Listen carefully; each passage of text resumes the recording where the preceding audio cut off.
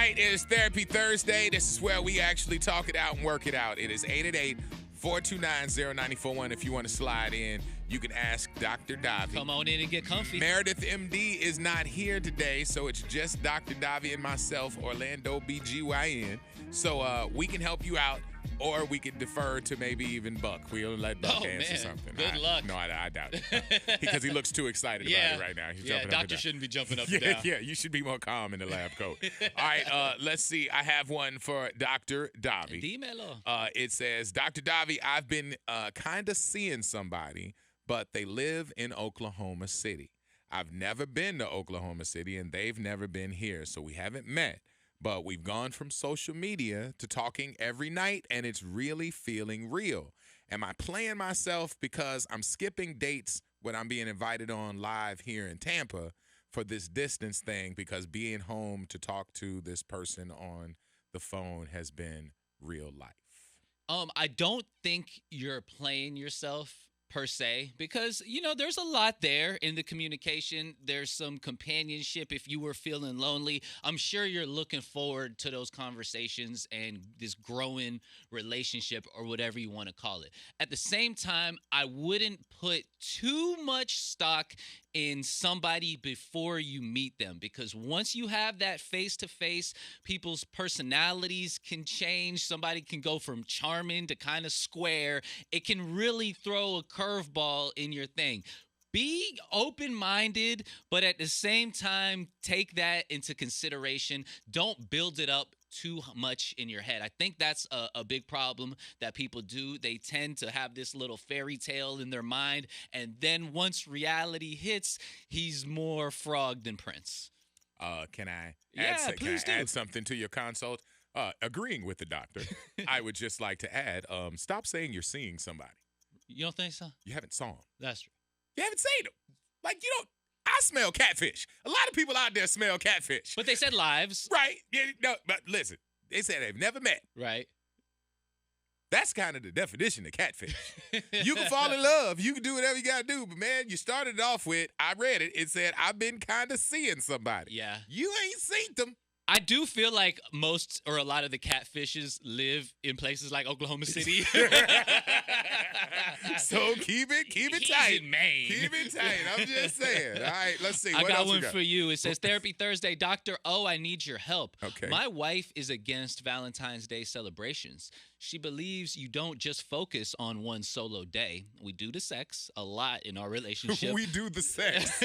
So that part is solid, but flowers showing up at our office for all the ladies has to be a bother. Advice, please. Okay. My first advice would be probably listen to your wife. If they're not into February 14th, stay away from that. Honestly, and you know what? Why not build your own Valentine's Day thing? I mean, she wants it every day. So the sex, as you mentioned, that's great. But I don't think what she's talking about is the sex. I think she's talking about the romance. And romance and sex are much different. Sex can include romance. But romance is a hand gesture of holding her hand. It's coming in and saying, hey, babe, stop cooking. Let me take you out because tonight we're going to have a date night.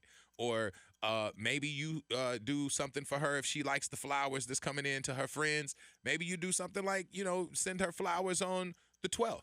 Send her flowers, leading up to that. Maybe small things leading up to it so she feels like she's getting that love every day. Okay. The main thing is to listen to her communication. She's telling you that she doesn't really care about the day, and I think she's probably told that to a lot of people. So seeing you loving up on her on January 14th, they're like, what is this for? Just because he loved me. Mm-hmm. Give her those reasons to tell her friends this is just because. That's a those, flex. Those just because moments are definitely coochie coupons, all right? So if you care about the sex will be there, but the romance level will get you up. Level up your romance. That's what I'll say. I got another one for you if you got some more brilliance in store. Oh, that's all I got. That's all you got? That's all I got right there.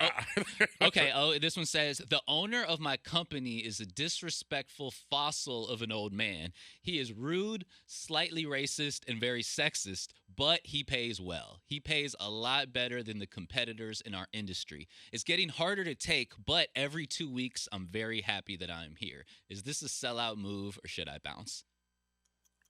Man, listen, the money is the money. Don't your job, people who are lucky like us, we have jobs with people we actually like. Yeah. A lot of people go to jobs with people they don't like. So don't think you have to have that luxury to win.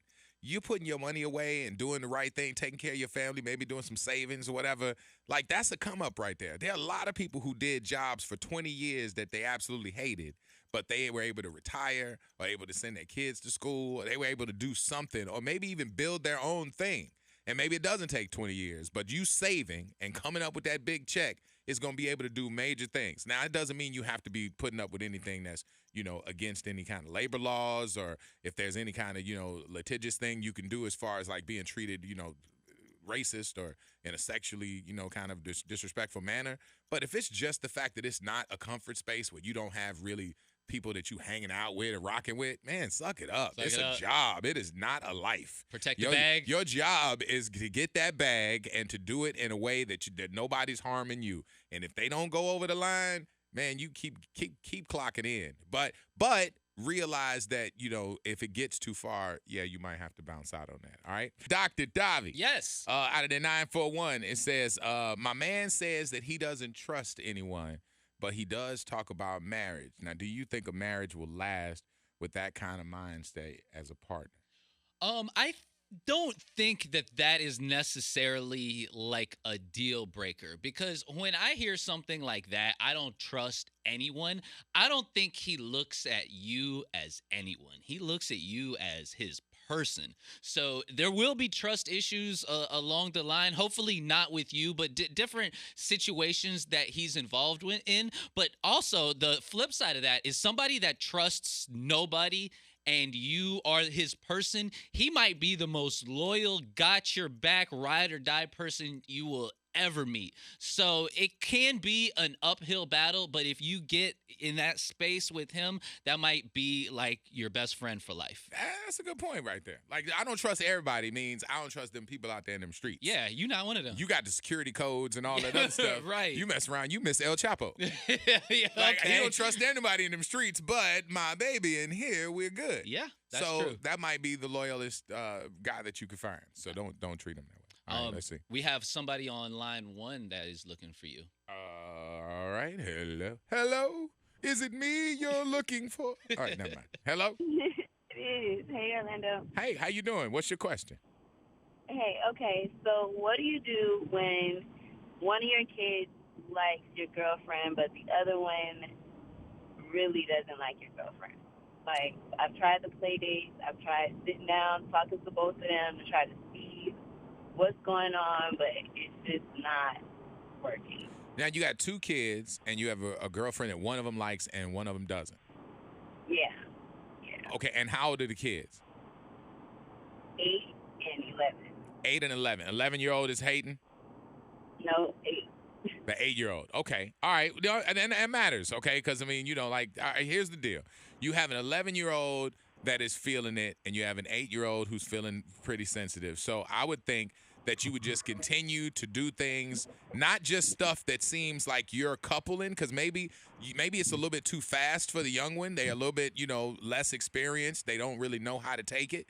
So maybe it's not about the coupling of it. Like when you guys, watch what you do together. Make sure when that 8-year-old especially is around that it's not coupley. I know I don't want you to play your relationship and don't lose your relationship, but have a conversation with your partner and say, listen, when the 8-year-old is around especially, I want it to be about the collective and not just about us, and not saying that you ignore them, but the stuff that you do, keep it group related. And so keep the hand holding and the stuff that's more romance and more that kind of vibe kind of to the side until they can get into it a little bit more. Because kids have a different timing on it, and you want to make sure that they can understand that you're not replacing them. There's no challenge for the love. It's not throwing everything off and everything else. So just, kind of play it that way and keep it more broad when they're around.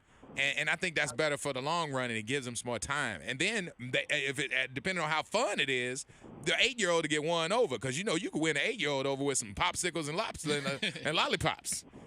You're right. So just make sure you keep the relationship just sheltered a little bit, okay?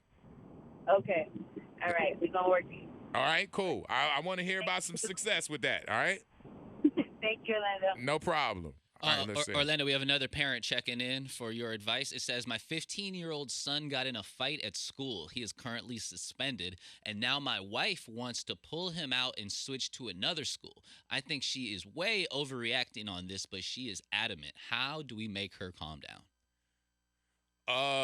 Don't tell her to calm down. Yeah, first thing, don't tell her to calm down. That would make a woman go crazy.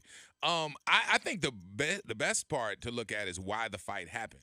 Because you don't pull a kid out for a fight unless there's a collective of things there that's making these fights happen. Like if that school is bad and they just targeting this kid because maybe they ain't from there, whatever, if there's a reason, then maybe you need to look at it and say, okay, maybe we need to change it up a little bit.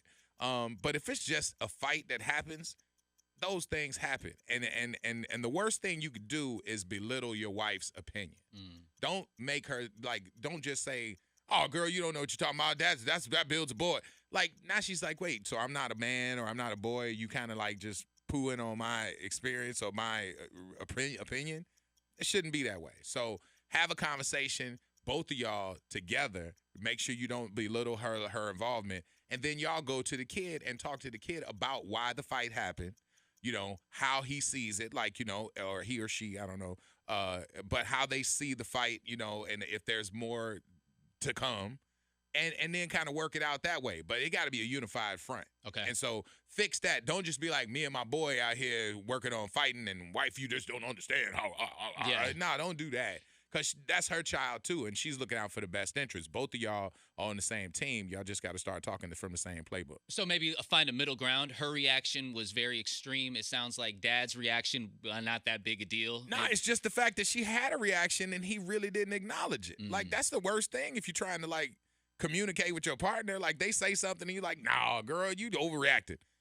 Worst thing ever.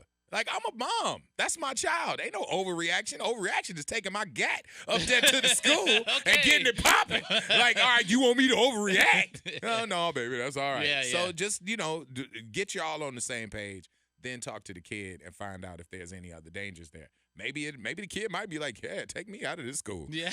Because I got 6 more fights scheduled, and I don't want no smoke, Daddy. They good fighters here. All right, let's see. Therapy Thursday.